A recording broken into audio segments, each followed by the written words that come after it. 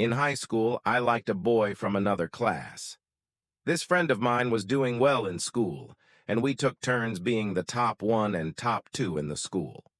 Seeing each other's names a lot, I thought we were nice, handsome, and a good match. But I never thought about confessing my feelings. Because I was arrogant, I had never confessed to anyone before. Another reason was that I felt that someone as mature as me should focus on studying rather than getting involved in puppy love. The final reason was that he was also arrogant, much more arrogant than me. Back then I looked normal, but he was famous in school. He was good at studying, singing, and playing basketball. He had a charming personality.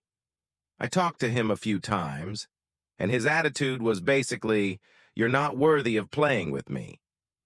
"You're not worthy" meant me. So I just liked him without anyone knowing.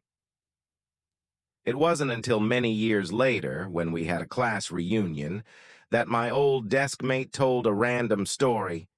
"Hey, the other day I went to eat with Kay at this restaurant," and I casually said, "I used to like him a lot." My friend immediately asked, "Oh, really? So do you want to contact him now? Is it convenient? Why not? Give it a try. Who knows what might happen? If it doesn't work out, then forget it." I thought it was okay.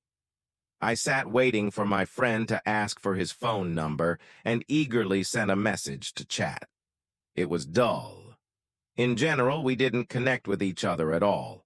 He talked about chickens, and I talked about ducks. It was like he liked horror movies and I liked cartoons. He read How to Win Friends and Influence People, while I read Toto-chan. In short, we were not in the same world. Because both of us were single, we still tried to make plans to hang out. We went to Bat Trang by bus. Since I had the right to buy clothes for myself, I dressed very nicely. I matched my clothes properly. Before leaving, I even sprayed some perfume on myself. On the other hand, he was the opposite. He wore a pair of old sandals that I hated. We sat on the bus for nearly 2 hours, and he and my friend chatted happily. As for me, I just lowered my head and took pictures with his cousin. It was a complete disaster. After the trip, I couldn't be more disappointed. My desk mate texted me, asking if I was okay. I replied that I was not okay at all. We went on the trip like two strangers who happened to have the same itinerary. My friend hesitated for a while before messaging and then said, "I thought it was going well. Kay told me that he has a good impression of you. He looks more handsome now and is more fun to talk to. He even secretly took so many pictures of you." I sighed. What's the use of being more handsome? You can't maintain the same charm as before. After that day, we stopped getting to know each other. Occasionally, we would contact each other, but only as normal friends. Let me tell you another story.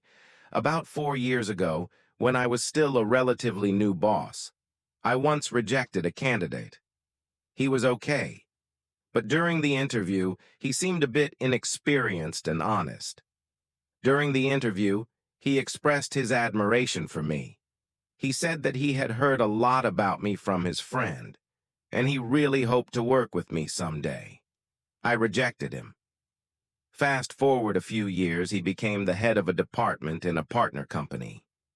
There was a small project that required collaboration between our companies, and he led the team to our office. I represented our side. At that time, my team was struggling. The new project hadn't made any breakthroughs yet, the staff was confused, and I myself was unsure about my abilities. On the other hand, he was the opposite.